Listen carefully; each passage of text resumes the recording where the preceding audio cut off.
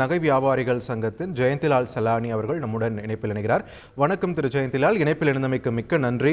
ஒரு சவரன் தங்கத்தோட விலை 50,000 தாண்டி போயிட்டு இருக்கே. இனிமேல் ஏழை மக்கள் எளிய மக்களும் தங்கத்தை வாங்குறதுக்காக ஆசைப்படலாமா? இந்த விலை ஏற்றம்ன்றது மறுபடியும் கீழே இறங்க ஏதேனும் வாய்ப்பு இருக்கிறதா? உங்களுடைய பார்வை என்ன?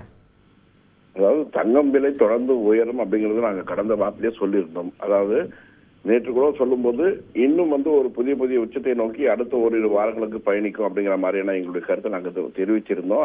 அதே மாதிரி தங்கம் விலை உயர்ந்து வருகிறது.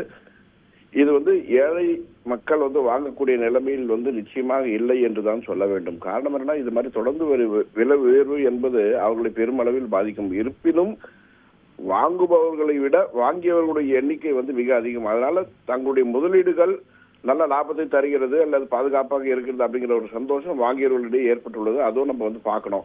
வெறும் வாங்குறவங்களை மட்டும் பார்க்கறதை விட வாங்கியிருக்கவங்க சந்தோஷமா இருக்காங்கிறதையும் நம்ம ஒரு கண்ணோட்டத்தை பார்த்தா கரெக்டா இருக்கும். ஆனால் இந்த விலை உயர்வு தொடர்ந்து அடுத்த ஓரிரு வாரங்களுக்கு தொடர்ந்து இதே மாதிரி நீடித்த பின்புதான் மீண்டும் இந்த விலை எந்த திசையை நோக்கி பயணிக்குங்கிறது தெரிய வரும். ஆனால் அடுத்த வாரம் தொடர்ந்து விலை உயர்ந்து கொண்டுதான் வரும்.